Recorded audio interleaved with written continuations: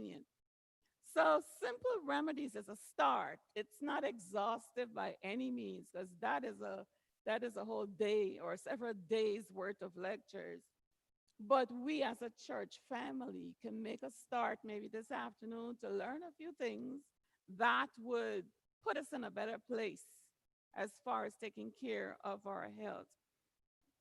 And I want to know just how many people have ever paid attention to the pamphlets that we keep out the front of the church. How many people have shared these? I have. Sometimes if I walk in the park, when I'm done walking, I'll just go around to cars and stick one on everybody's windshield, you know. And it's the same group who walk every day, so by now they probably know it's me. But that's okay. I want them to ask me questions about the stuff I put out there. But what I'm saying is, we have an abundance of information that our church provides free of charge to us that we can use for our education, but not only for our education, but to share with other people. And it's readily available. So next time you're in the lobby, just make sure you get a couple of these and try to find people to share it with during the week. So simple, natural remedies. I looked online during this week. I just Googled natural remedies. And I'm going to tell you, some things came up that I don't know where they got it from. I didn't see any research listed, but some pretty far fetched things are out there. So we have to be educated in order to know what's real and what's not. Why I say simple remedies is because that is God's preferred way. If it is of God, it can't be some expensive fad. I remember back in the, what was it, 90s or early 200s, it was noni juice. Remember that? And so you had to get noni juice or else, your health would surely suffer. But I thought to myself after listening to one of the presentations, what about the people who can't afford it? Because it wasn't cheap. What about the people who can't afford it? Does that mean they're not going to have good health? What about the people in South America, where I'm from, or the people in Africa who never heard of noni juice or can't afford to send to the US for noni juice? What does that mean for them? So God's way has to be, first of all, what? Available to everybody. Okay? Available and inexpensive. Okay. Do I need to be close to this stuff? Oh, okay. So, so we're talking about simple natural remedies today.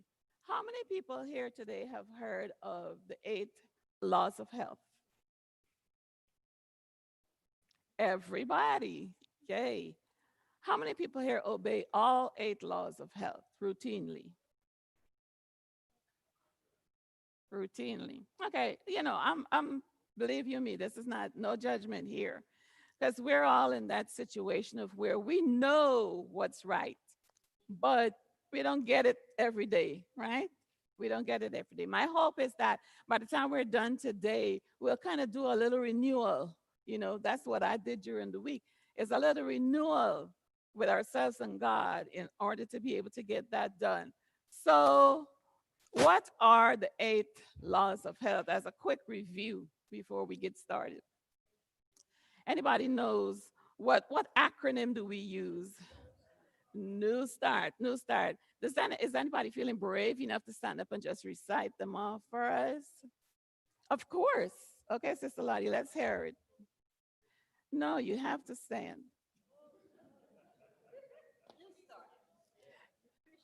New, hold up, hold up, hold up. You got to come here so the people hear online. Okay, let's go. What's the acronym? New start. New start. All N right. for nutrition, Uh, E for exercise, mhm, W for water, mhm, S for sunshine, T for temperance. mhm. How do you spell start? A for air, R for rest, and T for temperance. Yay. Oh, did I Trust, say trust in temperance? God. Trust Trust in in God. God. Trust in God. Can't forget that one. Can't forget that one. So very good. At least one person among us, and probably more, know exactly what New Start is all about and can recite it and can tell us a little bit about each thing. So and I'm going to get the kids to come in and help us right here. They're part of our program. So where is our N? Yes. So hold it up so everybody could see. Nutrition. You sure? Okay. Very good. Very good. Okay. You can stay right there. So keep it up, keep it up. N is for nutrition for those of us who don't know. Okay. Next. E. Okay, that's a W. Where's the E person, or is that an E? It is an E. E is for what? Say it loudly. E is for exercise. All right, come closer. Come closer down this way. Yeah, yeah. Put it behind there. Okay. Next.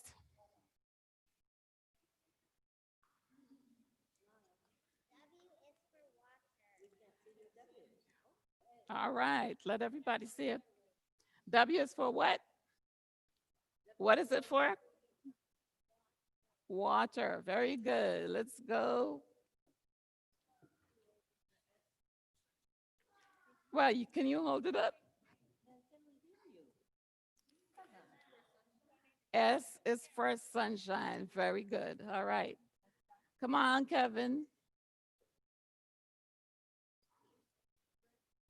Temperance. Do you know what that means, Kevin? No? Anybody want to tell Kevin what T stands for? What does temperance mean? Doing things in moderation, Kevin. Okay? Got that? Next.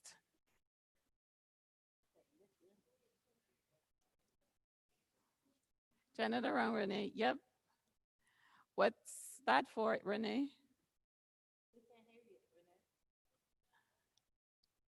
Loudly. A for air. Very important. Next.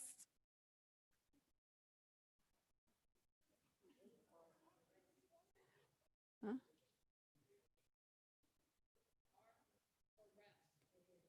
All right. Very important. Rest. Who's the next person? Okay, Sophia, what's that you got?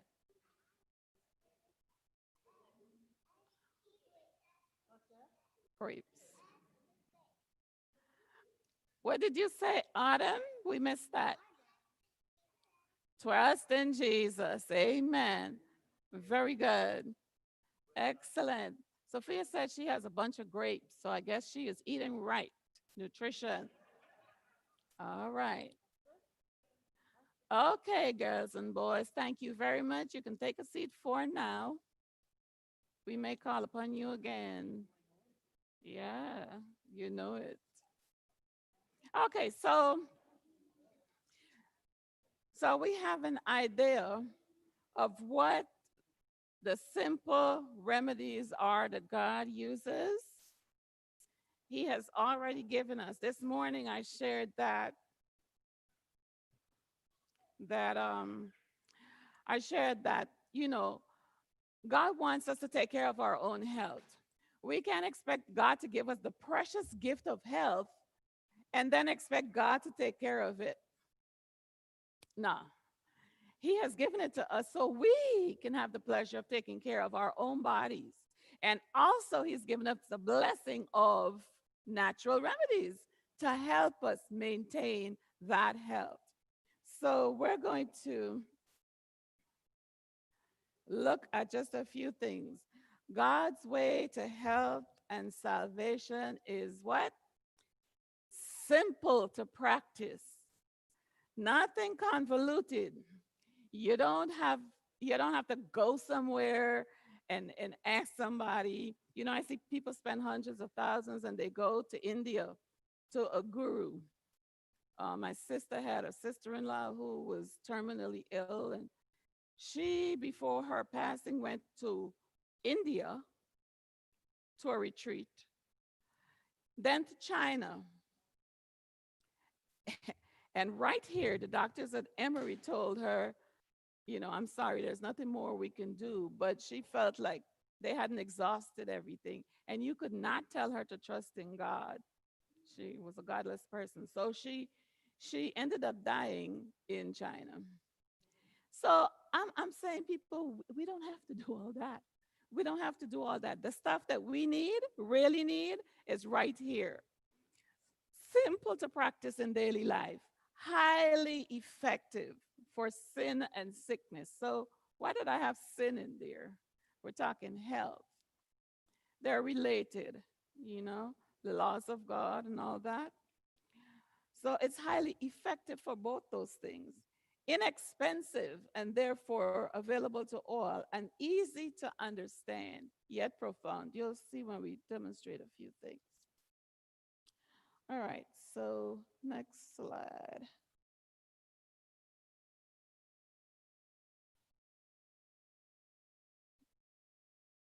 Okay, let's have the next slide. Okay, we just did that, the New Start acronym, and everybody knows what that is by now.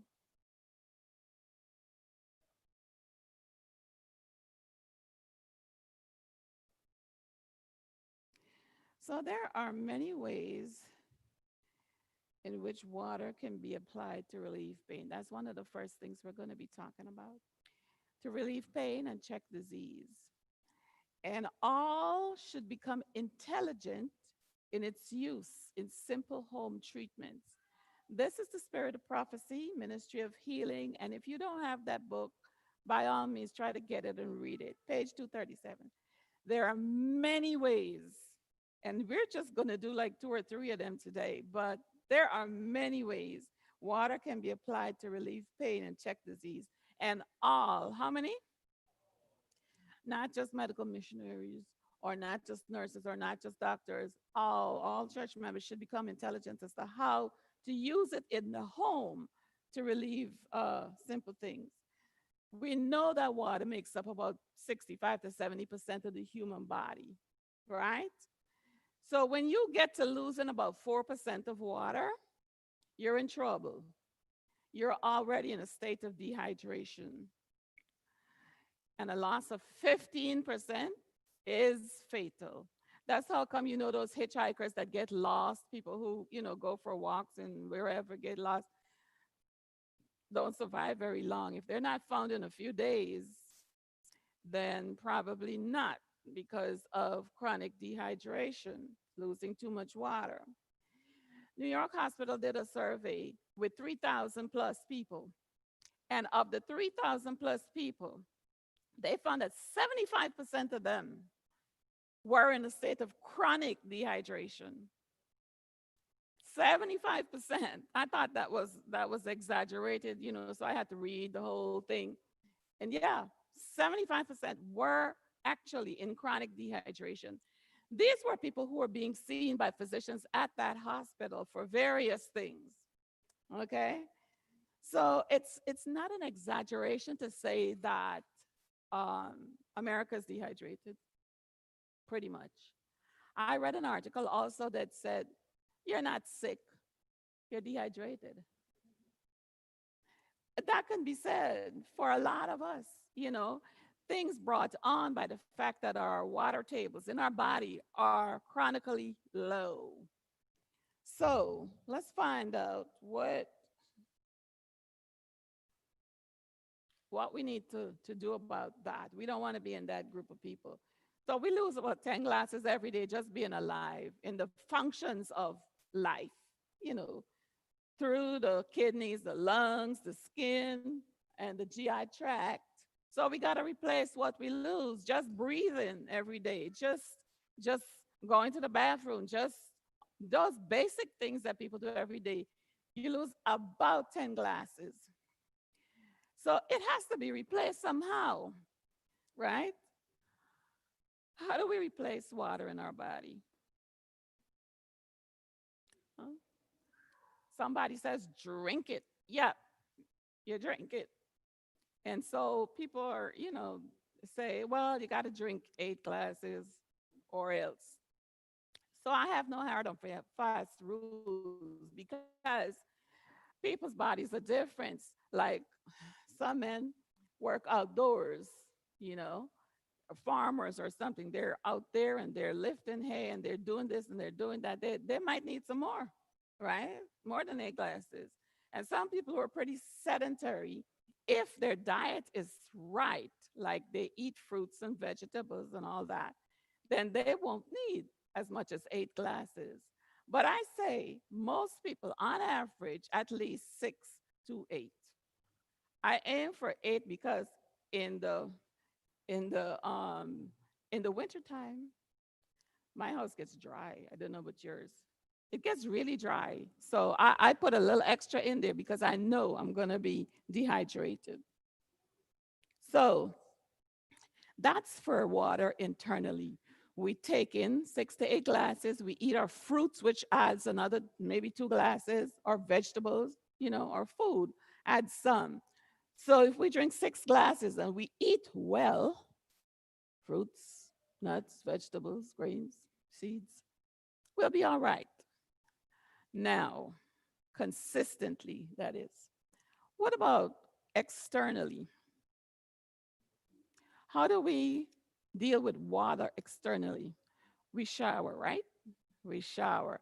I've heard Sister Liles on many occasions tout the benefits of having a warm shower followed by a minute or so of cold water. And it doesn't have to be freezing cold, even. Just the change in temperatures will do well.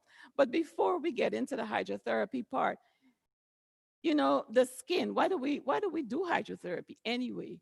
The skin has millions and millions of nerve endings, and these nerve endings are tapped into our central nervous system. And this is why the skin is such a great conductor for any kind of changes that we want to occur in our bodies. So when we shower and we warm our bodies up and then we jump into the cold for a quick second, that causes the warmth causes our blood vessels to what? Expand. And the cold causes it to constrict. So with all these thousands of nerve endings doing this, what do you think is happening in the body with the blood? If the blood vessels are opening and closing, it's pushing blood, right? It's helping with the circulation. Now, in addition to helping with circulation, because of its nerve endings, these nerve endings have a close relationship with not just the skin over it. Say, for example, the liver. The nerve endings over this part of my body is not only related to my liver, but let's take the foot, for example, which is the last thing on our body, right? Do you know that the foot is coordinated with internal organs, deep internal organs? For example, the uterus, the prostate.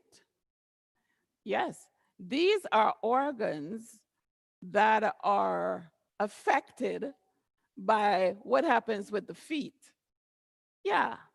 So if I put my feet in a hot foot bath and then douse it in cold water for a minute, it's not just my feet that are affected. My whole body is affected because the circulation is definitely improved, but those deep organs also.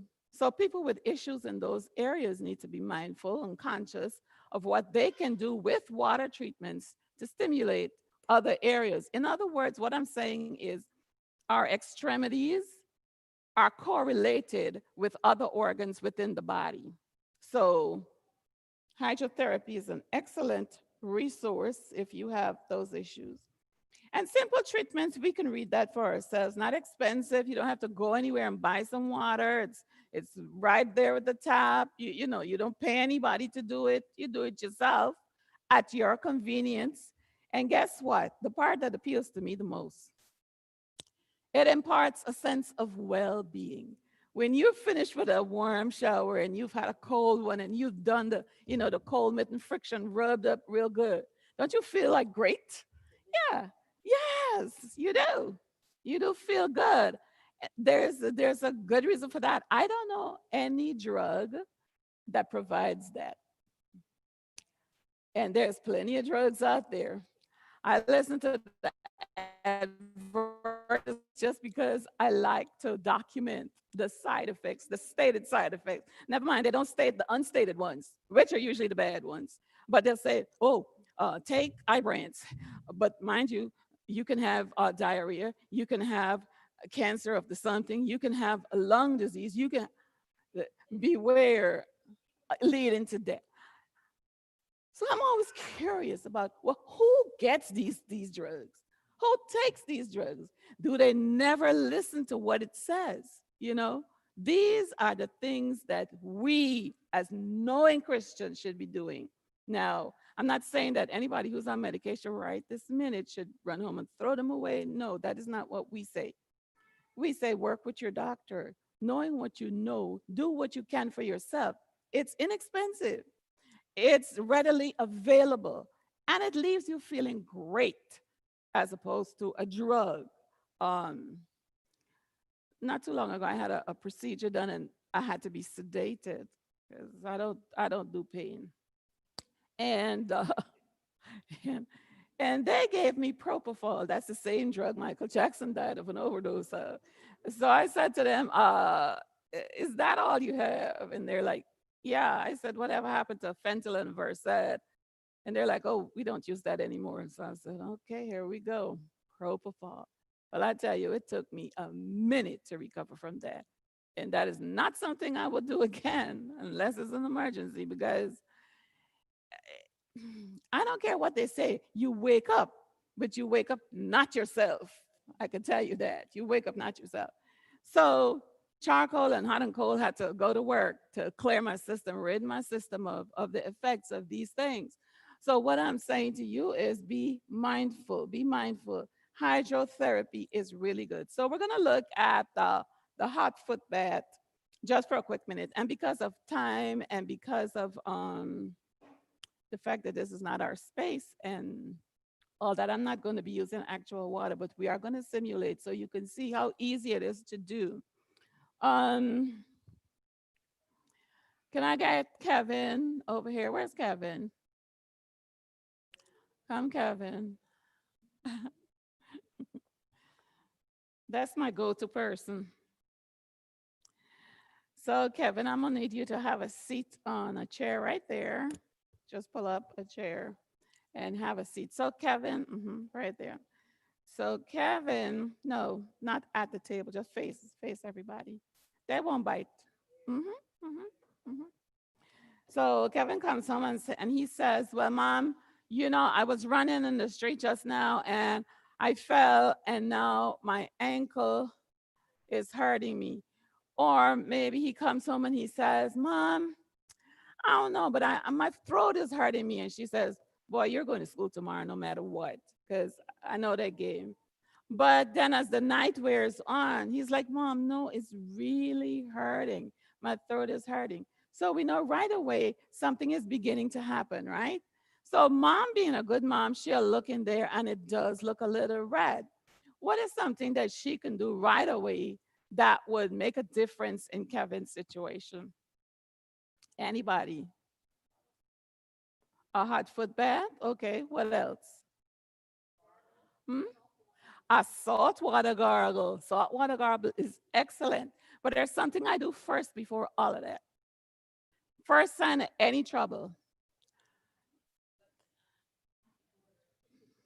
a glass of water every 10 minutes for 1 hour.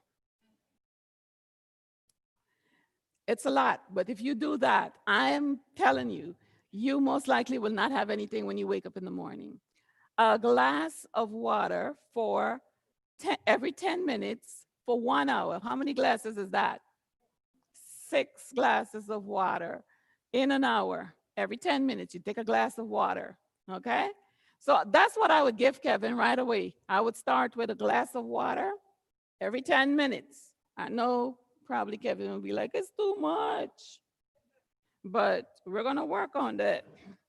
So I start with that. And then I would give him the gargle, Sister Diane. And that's very simple. What do you do for a gargle, guys? How do you make it? Warm water with a teaspoon of salt in a glass of water. You're just gargling this. You're not trying to swallow it. Okay?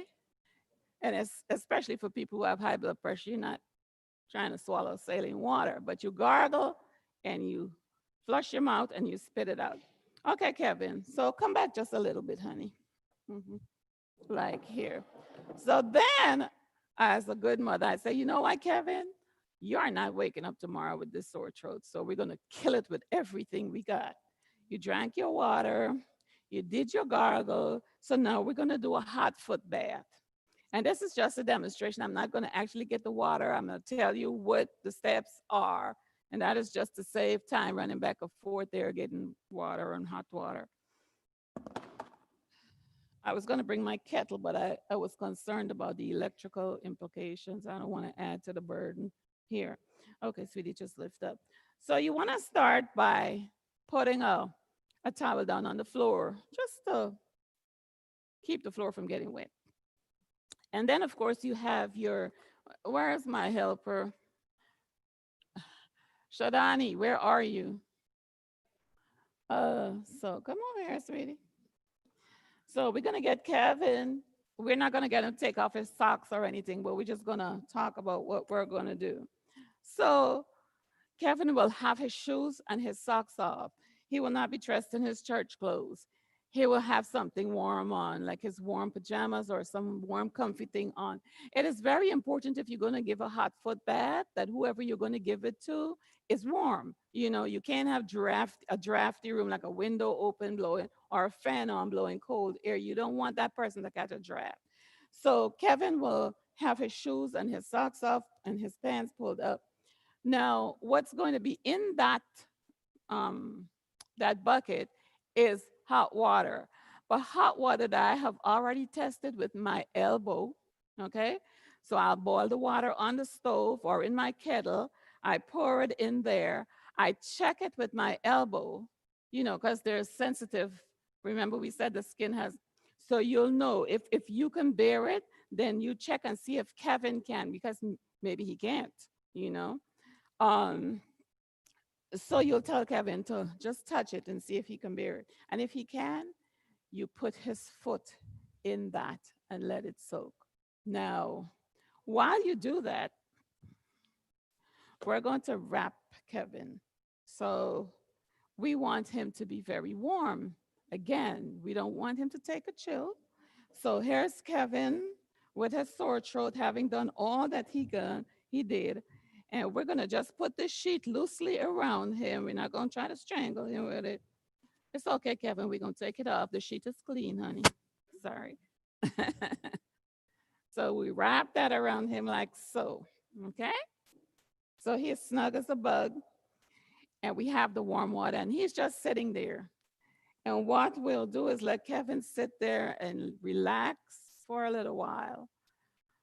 Now, some people say just 15 minutes or so, 15, 20 minutes for the hot foot bath, which is fine. But I don't want to make it uncomfortable or prolonged. So I'm watching Kevin. I say, Kev, are you comfortable? Okay. Is it too hot for you? Are you sweating? No. But at some point he'll start sweating because that's really warm water. When you see him start sweating, give me a rag from him.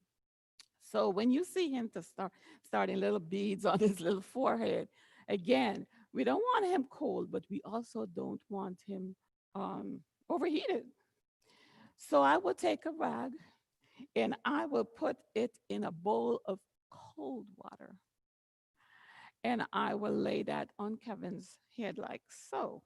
I just fold this like this. And see, folks, I'm using stuff that's at the house.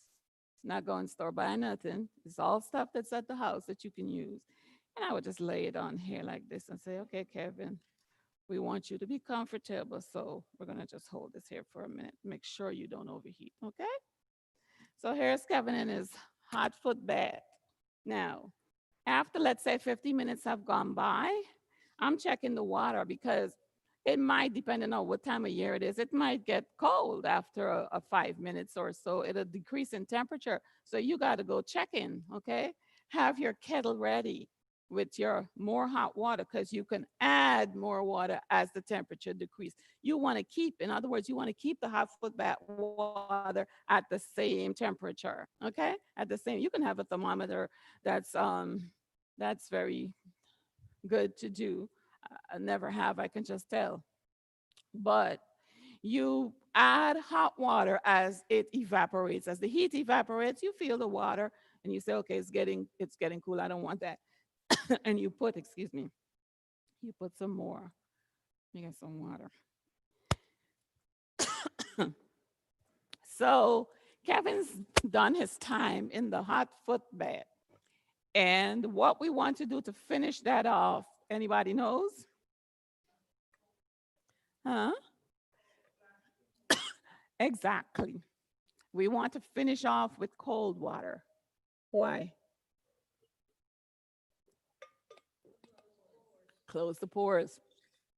Close the pores. We always want to finish off with a cold wash. So Kevin, be a man now, because it's going to be cold, okay? So we can take this off. We're getting ready to finish off. And we can take this water, put it away, and get another bowl with cold water. Or we can just empty that out and pour ice water in the same bowl. But we put his foot in for a few seconds, okay? We don't want to leave it in forever, like 15 minutes. Oh, no. No, that would just be too much. So we finish off with a cold water,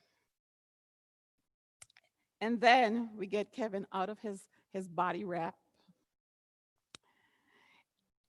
and we finish off we finish off Kevin with a towel dry. You have to make sure that whatever it is he's got on is dry. If it's not, he has to change and put on warm clothes, dry clothes. And then you give him a quick rub all over, especially in, upper respiratory area. And he can come out. Okay, Kev, that's it. Now his next step would be immediately as you finish giving him that dry and he's put on some dry clothes, Kevin is going to bed. He is going to bed. He's going to be relaxed, number one. He seems relaxed already. And we didn't even have water. So he's going to bed and he's going to rest for at least an hour, because the body has to be able to recuperate. And rest is what regenerates and recuperates. So Kevin is going to go to bed and rest. But if he follows these three simple, you can go back, honey. Thank you so much. I appreciate it. If he follows these three things that we did, can you remember what we did for him? What was the first thing we did for him and his hmm?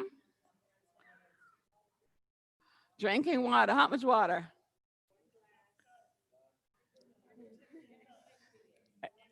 Every 10 seconds? Minutes. 10 minutes for an hour. So 6 glasses of water, and that would be an 8-ounce glass, okay? You do that, you do the salt water gargle if it's a sore throat. But what if it's not a sore throat?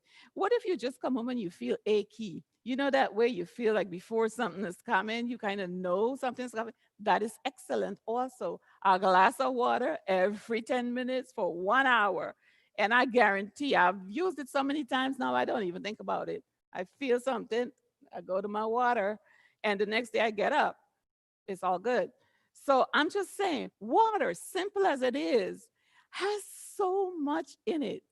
When you read what Ellen White says about waters, and she says this is a gift from God. I believe that with all my heart. It's nothing but a gift from God because it can help with so many issues. Thank you, my dear. Um, for now. So we did the hot foot bath, and you can see from up there some of the things that it's helpful for. People have headaches, unexplained headaches. Now, I'm not talking about people, and even those people, I've seen it work. People have migraine headaches, but migraine headaches are difficult. I say they're difficult because those people, usually when they get them, are out of commission. Whereas your ordinary run of the mill headaches, you can still function. You just know you got a headache. And what's the first thing people reach for? Or a sinus headache is very good for it too. Tylenol, right? What they give in the hospital, Kira, that's, they don't even ask questions. You say you got a headache, they're not asking you how long, they're not asking you what kind. Okay, I'll bring you two Tylenol. That's it. Far as they're concerned, problem solved. Is the problem solved? Was a lack of Tylenol the cause of that headache? No. So the intelligent thing to do, as Ellen White states, is to find what is the cause of the headache. Frequently, it's chronic dehydration. I'm telling you, chronic dehydration will cause headaches, unexplained headaches at random times. So, again, what do we do? What do we do when anything bothers us that we don't know what caused it right away? What do we do? Hey, Rose, got it. A glass of water every 10 minutes for 1 hour. Just do it, people. I'm telling you. Simple. Okay, so headaches, you can do a hot foot bath, okay? Somebody had a question. Oh, you said sinus headaches. Yes, that too. You know what's good for sinus headaches too, or sinus issues? It's not a reverse, but it's similar to a hot foot bath. Only you don't put your foot, you put your face. So you have a bowl with warm water and a bowl with cold water, and you keep that ice cold, like you put ice chips in it. So the warm water, the cold water, you put your face under there for 3 minutes. You come up, you go take a breath, go to the cold for 1 minute. You do that 3 times, at least 3 times, okay? And that breaks up that congestion up here and frees up your sinuses so well. Um, I have a friend that has that right now. This time of year, I called her, didn't hear from her. I'm like, that's so strange. I said, I know what's up. She's got that sinus situation. So said, so done. She called me back a few days, girl. I've been so sick. And I'm like, look, what I got to tell you? What do I have to do? I cannot jump up and down. I can only say what I have to say. Do this. She did. She called me back. She says, I got a relief. I slept. I'm like, sleep is what you need. Yay. Do it again and again till it's done. But see, her process is this. She starts doing something. It doesn't work the one time she did it. You know what I'm saying? The one time. She doesn't do it again. 2 days later, she's so sick, she has to go to the doctor. Now it's an acute problem, and she has to get antibiotics. And this is a cycle. Twice a year, she gets like this. So, glass of water every 10 minutes, and then hot foot bath, or for sinuses, that you could use the hot foot bath to diminish pain in the body, like a twisted ankle, a sore ankle, somebody was mentioning earlier. Prevent or shorten colds and flu and congestion. Now, congestion is an interesting thing, but it is quite simple to remedy. I should know. I used to get a lot of that as a kid, and nobody could explain to me why me and none of the other 5 children. And it was because I was addicted to cheese and milk. That, as far as I was concerned, those were the only foods worth eating. And of course, probably had allergies, which nobody thought of back then. Where I'm from, you just eat. And so I suffered with that. But then my mother kind of taught me a few things, the hot fomentations and so on. And once I left and went to college, I went to an Adventist college. I didn't eat dairy anymore. The problem disappeared, never reappeared again. So that proves the point. And you can use that for pelvic cramps and for prostate disorders, the hot foot bath also. Now let's talk about a heating compress. I need another volunteer. we're still in the water zone. What's something that we can do for uh can I get one of you ladies over here? Come. So we're gonna do a heating compress. Have a seat in the chair. So in this bag I have some little things that I use all the time. I went out and I got some new flannel, but this sells at Hobby Lobby, you know. So I just buy a yard or two and I cut it up and I just keep it because, you never know when you're going to need something. I bought some because the ones I had were beginning to look a little grungy. You can't wash and reuse. So I thought, well, I'm going before the saints, so I need to look professional. So anyway, you laugh, but it is the truth. So here we go. So my throat is hurting. And that's another thing because of my dairy addiction. I used to have frequent sore throats, but again, unexplained. But I used to sing. I was in a lot of groups. And it so happens this Sabbath we got to sing somewhere. What happens Thursday? Sore throat. You know how many times I've sung through sore throats and come home with a burning in my throat, like, you know. But then I learned some things. I learned along the way. And after a while, that did not happen. So the first sign of a sore throat, they come home and they say, "Oh, I got my throat is scratchy." You don't even wait to hear what's the rest of it. You just give them what?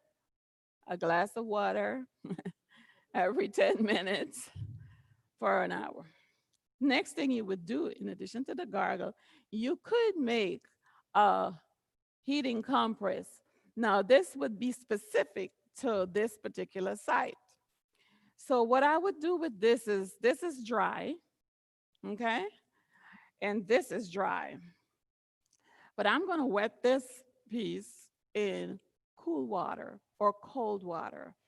And I'm going to wrap this around her throat like so. It doesn't go all the way, but we will take that, okay?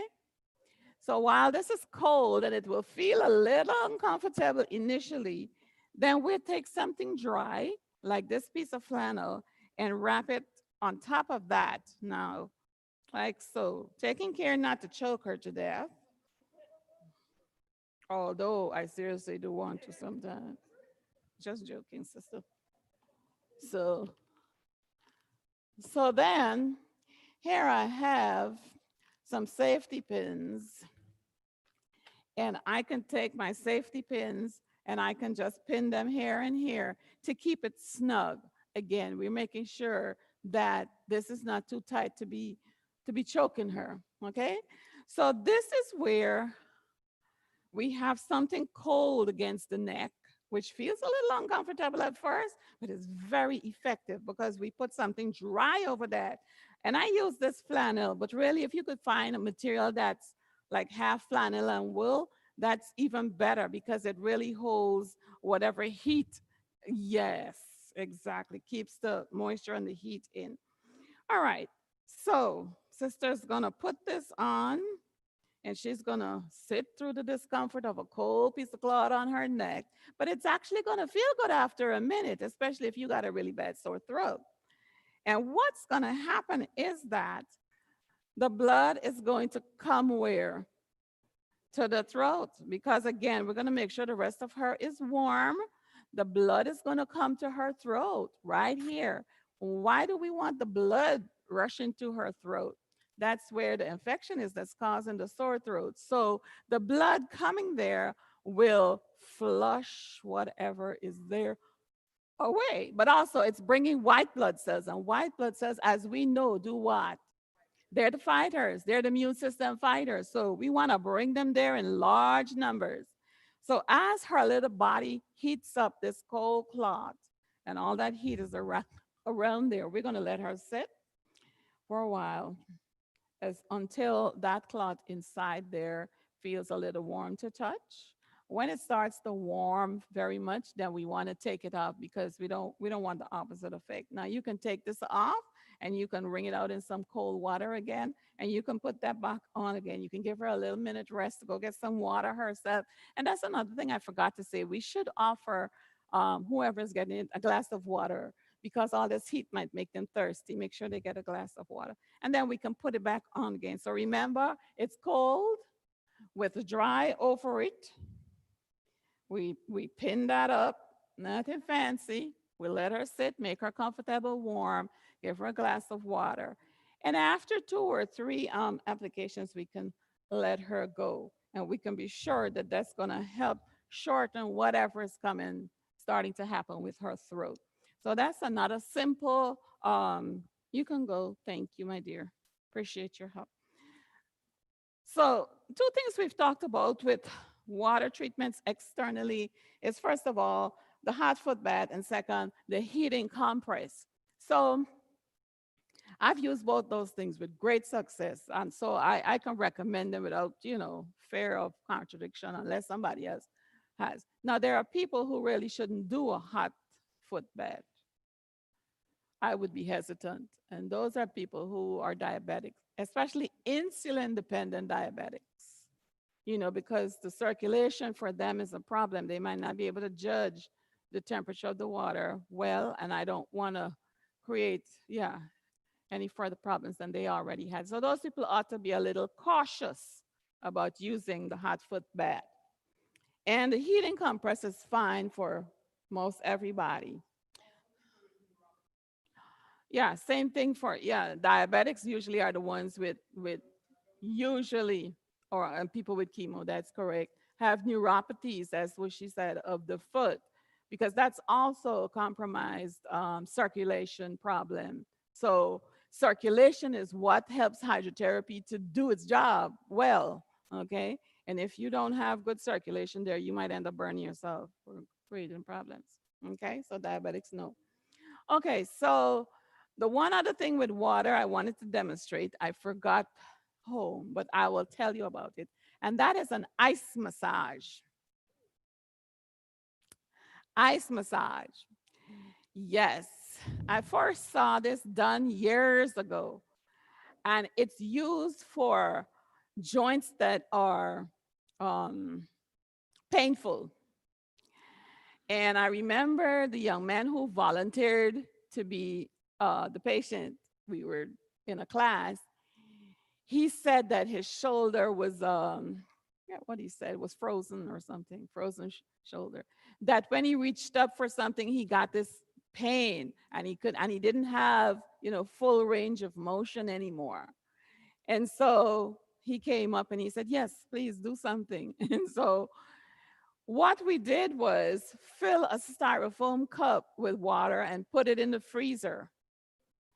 Once you once you take it out, once it's frozen, you take a knife and simply cut off the top of it.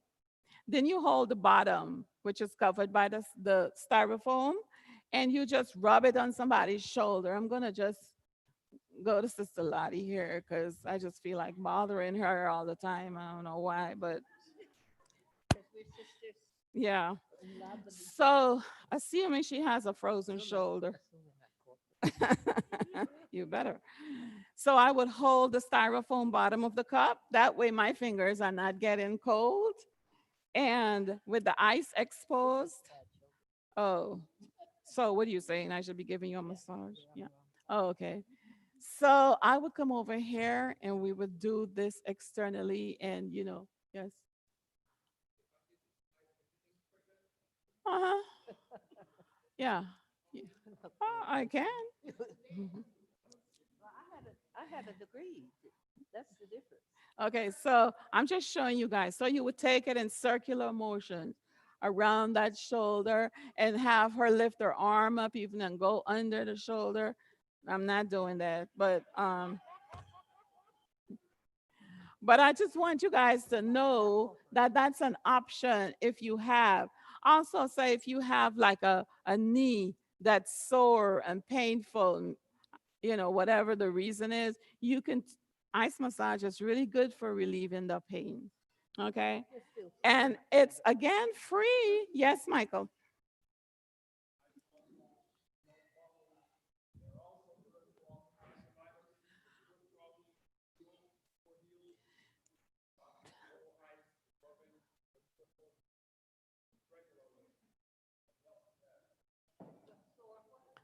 He's had like fasciitis. Yeah, plantar fasciitis. Come on, my brother.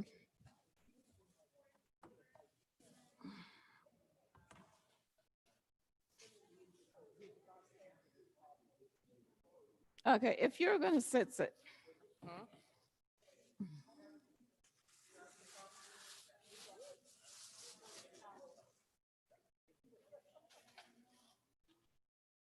Never had shoulder issues before Potatoes, but this year, Mhm. this shoulder has just started. And when I heard you say, like, I don't have it like anymore. Really bad, but Yeah. it's getting there. So this is not for if it's really bad. It helps when like this.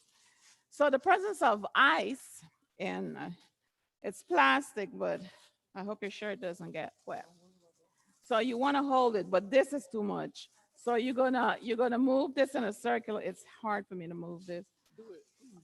but it goes in a circular motion. You don't have to hold your arm up. Just I'll tell you when. So you go in a circular motion as far as possible with the ice massage. Yeah. And as long as the patient can bear it, and see this, his clothes would not, his shirt would not be on, but we're not asking him to do that for the best result. Okay, no clothes on so that the ice is in contact as much as possible with the skin. Remember we said that we have reflexes, that these nerve endings. So we're rubbing in a circular motion. Yeah, I know. This is why I didn't want to start it because see, your shirt is getting wet All also. right, all right. Okay, Yeah, so yeah. I'm worried about the benefits, not the, yeah, the but benefits are real. it does. Yeah. If Okay, so now when I lift my arm, I don't feel that pinch. so, we said we said in the beginning that heat does what? Expand. It causes blood vessels to expand, and cold causes them to decrease, right? Yeah, that's what I was telling him. Your shirt's getting wet. This bag has a hole clearly. Maybe I can put it in this one. Okay. Half of it. Half of it. Yeah, it's too much. So, Matthew, your shirt's wet. Oh, but it worked. Yeah. So with the increase, Oh, pop. with the decrease rather. Say again.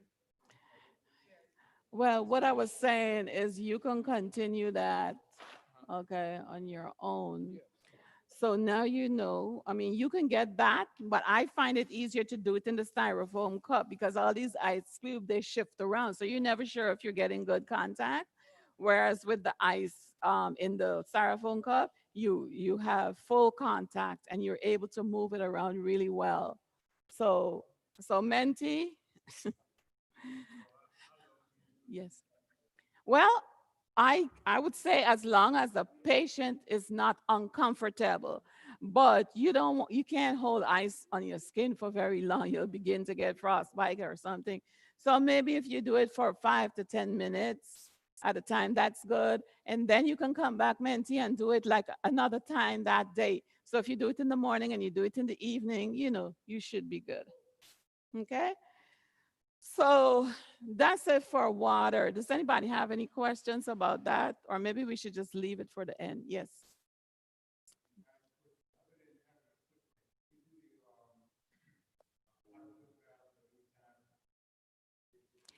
Yeah, you can do a hot foot bath just to relax. I've done that, for sleep. So you can do that to relax. But it's helpful if you have something going on. You can see it right away that it helps. So we're going to talk about some poultices. And I have a number of things up here that I'd like to just share right quick. So so I did a I did a charcoal patch during this week and I just brought it to show you what it looks like. Now, everybody knows about charcoal, right? I'm talking about activated charcoal, which every good free 7 day Adventist ought to have a bottle of in the house. Yes, because somebody is always coming over there complaining of something. You can make a difference in their lives. Listen, I have preached this word so long that my sisters, they'll make the mistake of calling me and they said, I want you to know such and such is going on. What do you think I should do? And then they say, never mind, charcoal poultice. I said, what else do you want me to say? Did you drink your water? Yes, I already took my 6 glasses of water. I said, okay, so is the problem still there? Yes, it's still there. Let's go do something different. Charcoal poultice. I tell you, this thing has been a lifesaver on a number of occasions. And I gotta tell you this one. So Yanni has a serious peanut allergy. Only we never knew that. She was 2 years old and was a fussy eater. You know, she would eat certain things and certain things she wouldn't eat. Later on, after that, we figured out she didn't used to eat the things that she was allergic to. I don't know how she knows. The girl will come to a table and she'll be like, once I see her looking at the dish several times, I say, what's the problem? She says, I don't think I should eat that. And I'm like, looks normal to me. She says, no, I'm not going to eat it. So I said, so then we find out it's got nuts, some kind of nuts. She always knows. I don't ask me how. But anyway, she was 2, barely talking, toddling around, and we forced her to eat a peanut butter sandwich. We didn't know she had a peanut allergy. So she's like, I don't want it. And we're like, well, that's what it is. Okay? You're gonna eat that for your snack and be happy. So we're thinking she's just being obstinate. Give her the thing. She walks off at a piece of it and walks away. And she comes back and she looks like a little red. And I'm like, what's going on with you? And she says, my throat, my throat. I'm thinking, your throat? You just sat down and ate a piece of a sandwich. What's wrong? And she is like, it's itchy. It's itchy. By the time she walks away and comes back, she's got these bright red blotches all over her face. And she ran upstairs to get her mom, and the mom came flying down the stairs to me. She says, what is this stuff on her? I said, that's hives. That is hives. It means she's allergic to something. When we look back at what she ate, it has to be the peanut butter. So I'm like, this girl, by this time now, she's bright red and she's clutching her throat, which means she can't breathe. So I said to her, we never had an EpiPen because we never knew this. So I said, if you wait for an ambulance or you take her yourself, she's not going to survive the trip. Do what I tell you right now. I said, get that bathtub filled up, put 2 tablespoons of charcoal in there, more if you can. Dump her in that bath. So I made a quick charcoal slurry in a glass, which is you take a teaspoon and a glass of water, stir it up, let it settle, and I put it in her. She was still sucking on a, what do you call those things? Sippy cup. Put it in there. She didn't know the difference. I said, this is going to help you. She drank that off and sat in the charcoal tub for a good hour.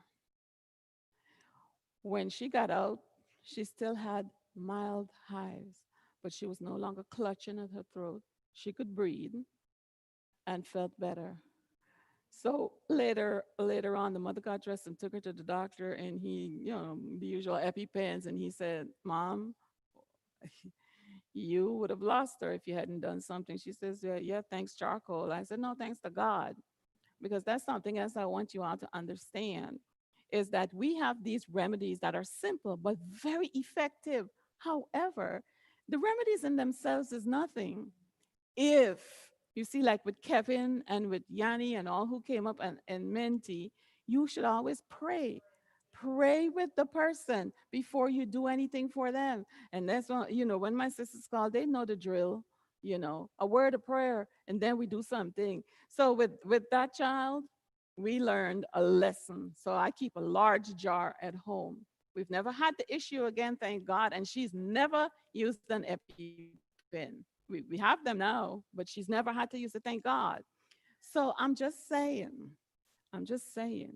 if an anaphylactic shock is something that progresses to where you can't breathe, they have to intubate and do all kinds of heroic things to save your life. I say, charcoal does a great job with less drama, you know, no intubation. So this is my go-to. So anyway, you should keep a bottle in your house and get activated charcoal. You can't take those charcoal briquets off the grill and grind them up. Please don't do that. Okay? Yeah, that'll be a serious problem. Let's get activated. And it's available nowadays everywhere. Actually, charcoal has become a bit of a fad. There are charcoal masks, toothpaste, detox drinks. I mean, it's just amazing. So the world has taken up charcoal while we push it to the side and try to do I don't know what, but I can't stay without this. So I made this poultice. And if you want out kind of can you come and carry this around so people could kind of just touch it and see? If you need to clean your fingers off, you could probably use if you touch it just to see the texture of it. Folks might want to take a look. Whoever wants to take a look, and they have some tissue to wipe their hand if they need it. So here's what I did in order to make that poultice. Now,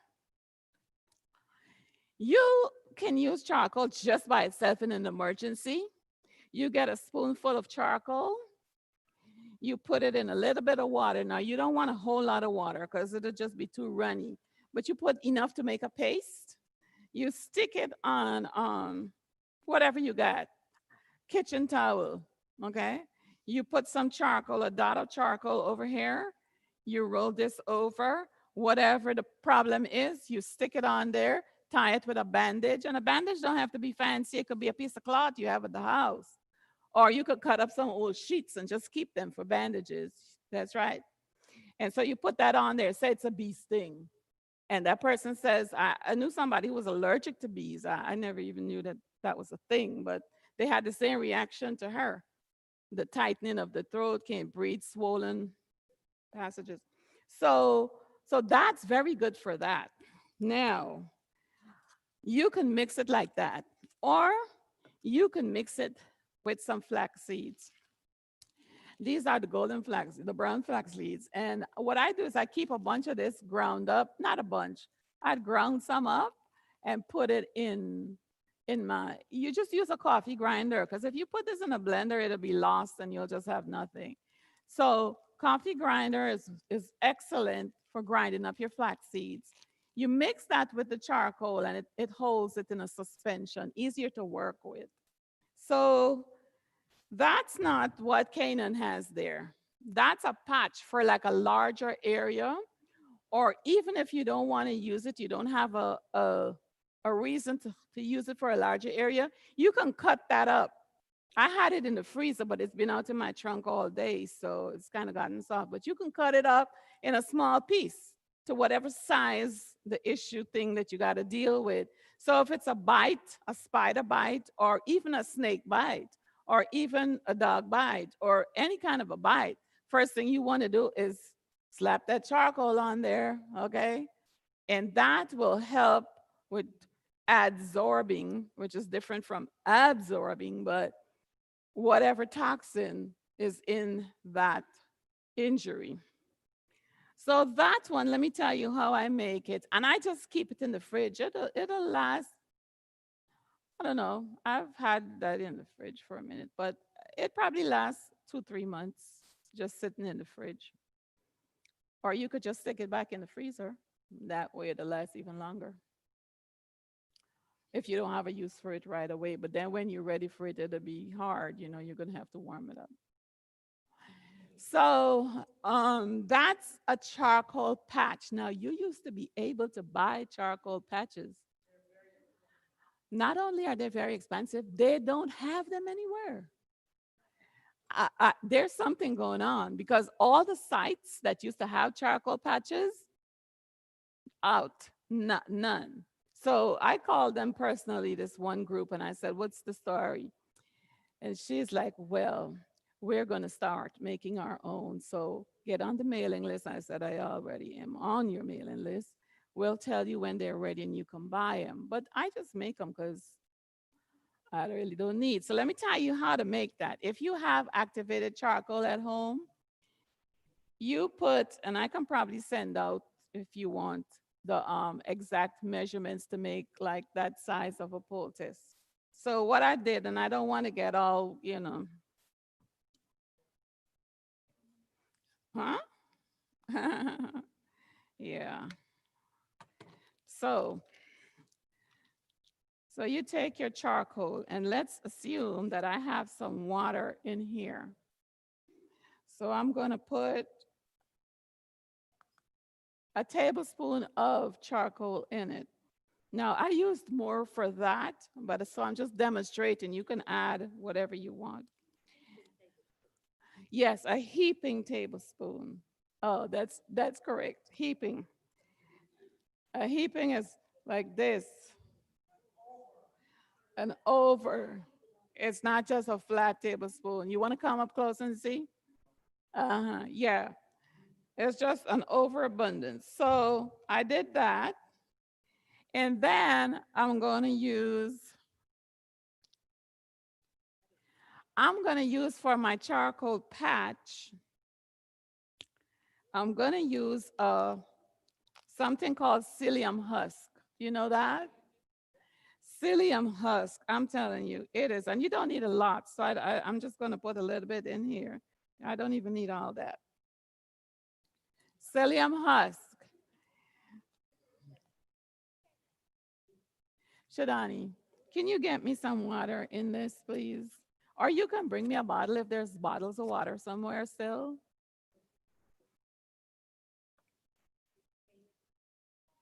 Canaan.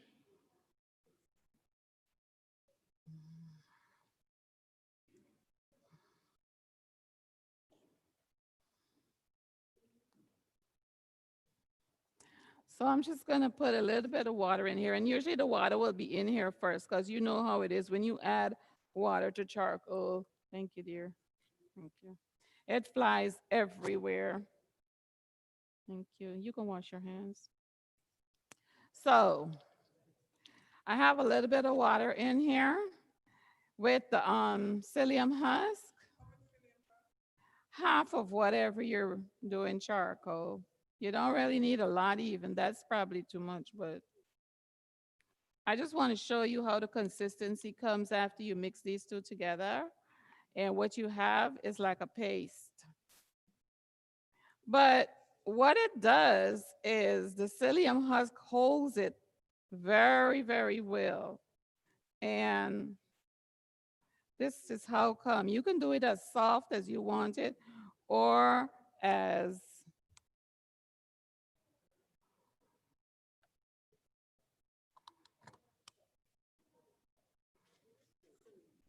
okay. So all you do is you have your charcoal, you have your psyllium, and you mix it together like this. And then once you have it thoroughly mixed, I usually put I usually put down a piece of like plastic wrap. I have the press and seal right here because I just like it better. It doesn't like go everywhere. And I put it down on the table like so. You just lay it on the table. And then you put whatever charcoal mixture you have. I have my charcoal with this actually needs a little more water. With my psyllium husk. And so I put it between those two things. Here we go. It gets to be quite rubbery. That's what you see in there. So, like I say, you can do this, put it in here, and then what I do is I take my rolling pin. I take my rolling pin. I don't know if you guys can see from over there. Okay. So I roll it over like so, or if not, I um I put another piece of plastic on top of that. Okay? Seal the edges. I'm not gonna do all that this afternoon because we have constraints. And so then I roll this like a rolling pin. And that's what gives it that flat. And you can roll it out to whatever thickness you want it to be. But this will be it. And it will be all done. And what you can do is put this in the freezer for about 15, 20 minutes. I left it in the freezer for about half an hour. I forgot about it actually. But it won't do it any harm. You just freeze it so it firms up nicely. Now, what you can do with this is somebody comes in and says, "Oh, I burned my hand." Okay, well, if it's a small burn and you don't need this big old patch, you can cut it with a pair of scissors. After you put it in the freezer, it firms up nice like a gel. You can cut it with your scissors, lay that piece, but first you take the plastic off so that this is on the person's skin. Now, when you do it with the psyllium husk, it doesn't get that stained effect on the person's skin.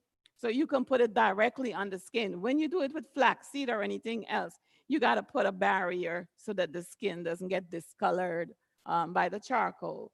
So with the psyllium, though, it holds together so well. Once you mix it thoroughly, you can put that directly on, keep the plastic on the back.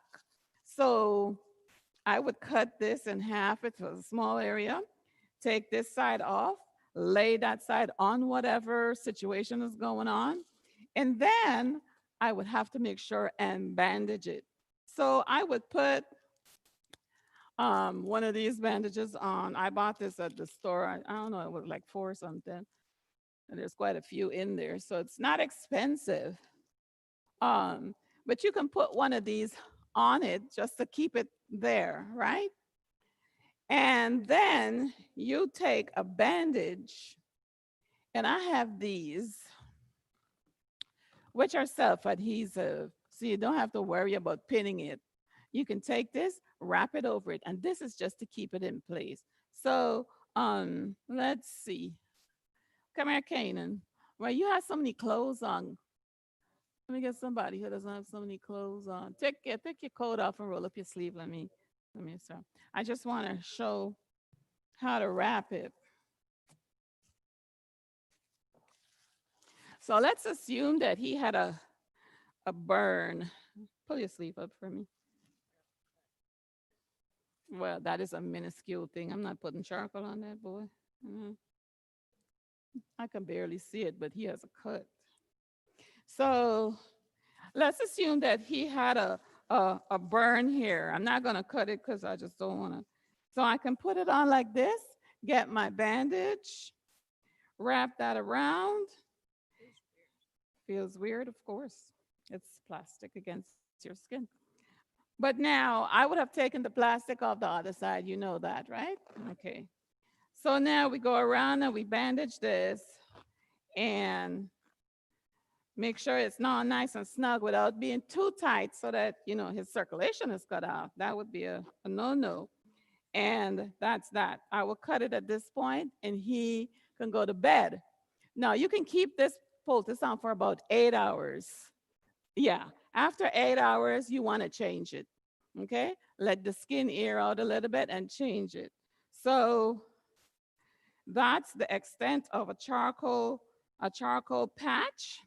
As I said, you can use a poultice, which is um, easy to do, but the patch you can keep on hand, whereas the poultice you have to make up. So if it's not an emergency and you have a patch at home, You get that thing out and put it on there. It's easy. It's easier. Okay. So, yes.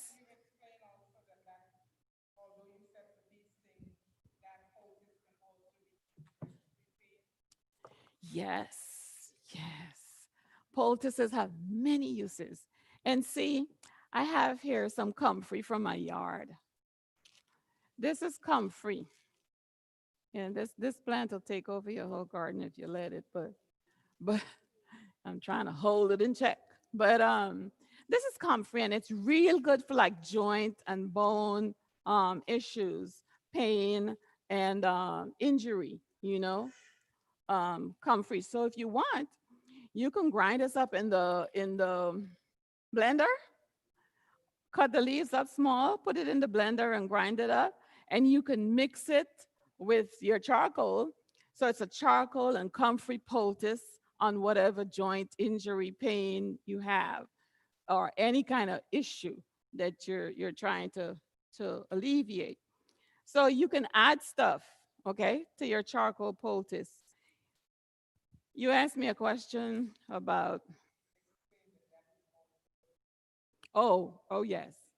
Let me give you an experience. I like experiences because they say that these things work. My youngest brother, he's long dead now, but he had cancer. And I went to see him in the hospital. And he was, this is a man who is very stoic. You would never know that he is in pain. He does not complain. He's not the cry type, and he's not moaning and groaning. He was just laying in that bed very still. And I was already living down here, so but I had gone up there because what I was hearing wasn't very good. So I touched him and I could see, he tried not to do it, but any touch would cause him pain. He had a lymphoma, and there was a large growth in his abdomen. So they had him on a morphine. That pump wasn't touching certain parts of the pain. He said it just dulled it. He says, but that ache that he was deep down in his abdomen, he said, that's not going anywhere. And I said, so how are you managing? He says, I'm not. Just you talk. I just can't. Now, I saw from his facial expressions, every time the pain would grip him, he would close his eyes and he would, get like a little frozen, like a little nut. And this is a tall guy. Well, I didn't know what to do. I couldn't tell him to give him more narcotics. That's not a solution. So his wife was there. I said to her, listen, they didn't live far from the hospital. I said to her, listen to me. You go home and get these things. I'm going to tell you what to get and bring it back. And it was a charcoal poultice. That's all I knew how to do for him. I told her, get some flax seeds, grind them up, put it in a pot, warm it up. I want the poultice warm. And you mix it with the activated charcoal and put it on a sheet. It says, what am I going to? I said, look, you get this hospital chucks and you bring it back. So I tore the middle out of the chucks. You know that soft part? I took the plastic. I said, you put it here and bring it back for me. And she did. So we put it on. And as we put it on, I made sure it was snug. I said, nothing more I can do, brother. I'll see you in the morning. And I left them and I went home.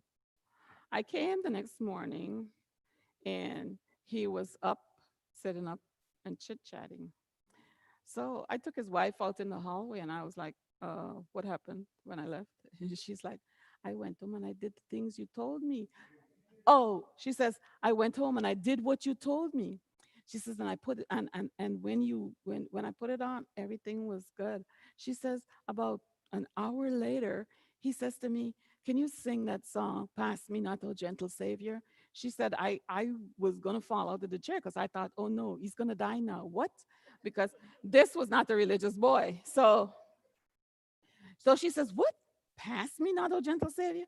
And he said, yes, yes, I just want to hear the song. My mother used to sing it. Can you sing it? And she says, yeah. And so she sang it. She says, before I was finished with the song, he was out like a light, asleep. And he slept all night. So when I saw him the next morning, he had been up all perky, left the hospital.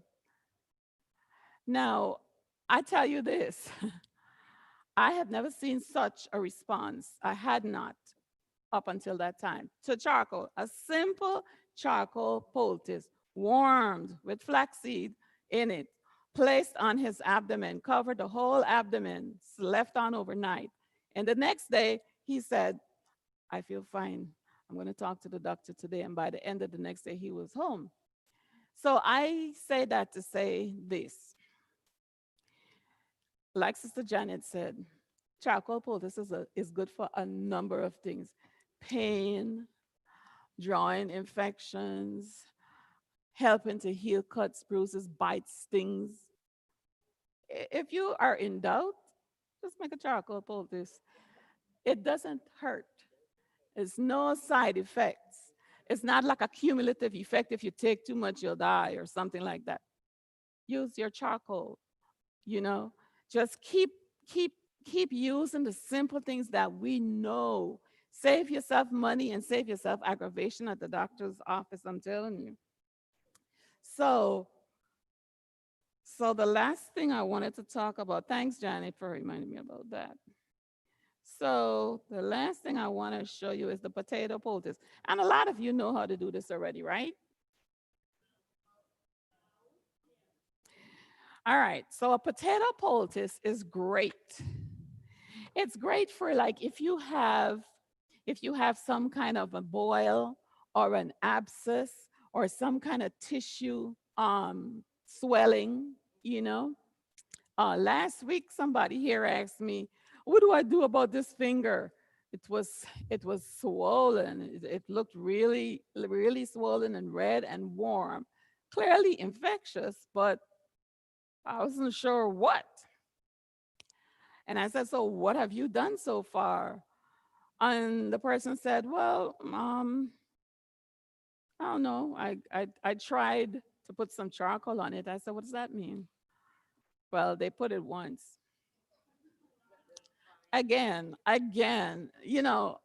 this is why natural remedies, get tossed to the side because people want a quick fix. They don't want the work.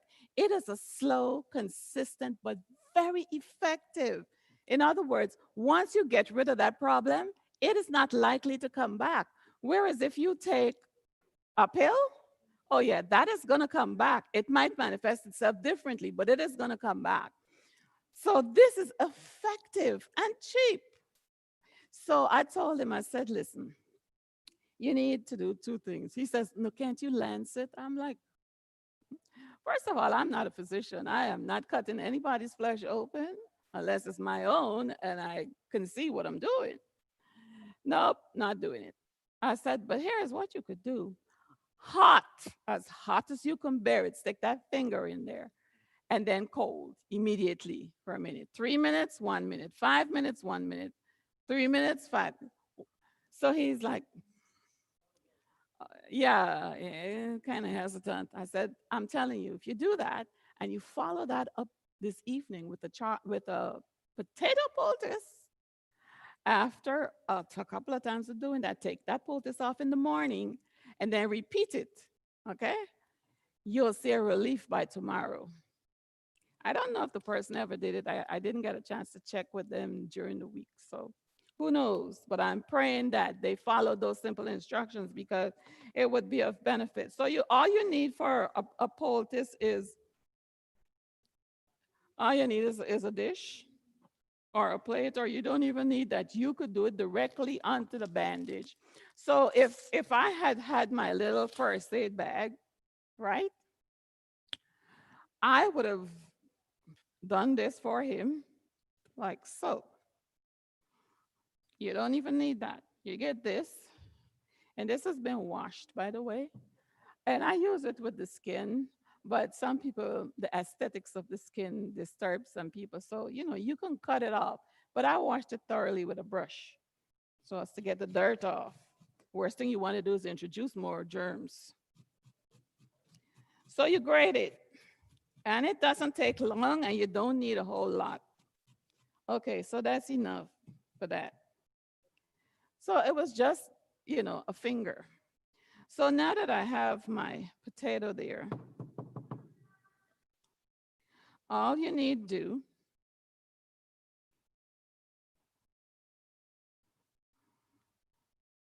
is fold this over. Potato will get soft and wet all by itself. And I would stick his finger in here, wrap this around, cut off the edges like that, because I don't want the excess. I will just cut that off, put his finger in there, wrap a bandage around it to secure it. Because, at night we sleep and things get tossed around and get off. But you want to bandage it again, trying to be cautious so as not to, cut off the circulation in the body part. So you bandage it like so, and this is self-adhesive, so you never have to worry about finding a pin. Cut the excess off. You just need what's gonna be touching the skin. You don't even have to put a barrier between. You could put it on. Now, potato has a little discoloration when it things. So if you don't mind that, you could get that off with some baking soda easily. So if you don't mind that, you can put the potato on directly, but you gotta cover it up. Okay, gotta cover it up. So this draws. So if you have a boil or an abscess or a swollen finger, a swollen toe, perfect. Perfect for that. It will take that inflammation down and it will give you relief. And that's what he was looking for is quick relief. I said, there's no such thing as quick relief. How long have you had it? All week. Mm, You know, so you want quick relief on one day. So that's it. A potato poultice, just that simple. Now everybody got a potato at the house, right? Most people do. So simple to do. So I mean, people come by and they tell you what's wrong with them, and you can't think of anything. Think of the simple things. Don't think of the big hard things. Think of water, a glass of water every what? 10 minutes for an hour. Think about a charcoal poultice or a charcoal patch. Well, you might not have one ready made like me, but you can make a charcoal poultice quick, fast, and in a hurry. Stick it on that body part, okay? Put a bandage on it or something to hold it, close even. And that's it. A hot foot bath. It doesn't cost anything, doesn't take much time, and it gives relief. Those people are eternally grateful, you know, for those simple remedies. Because number one, it didn't cost them anything. And number two, it didn't affect their bodies any differently. In other words, it made them better, but it didn't make them worse. Yeah. So these are the things that we need to be working on more and more as time shuts down. We're not going to have access to regular healthcare, people. You do realize that, right? We are not going to have access to the acceptable forms of healthcare. So we're going to have to depend on what we know for simple remedies more and more. Just get familiar and comfortable with it, and your life would be much better. Yeah, well, I don't want to go back. All right.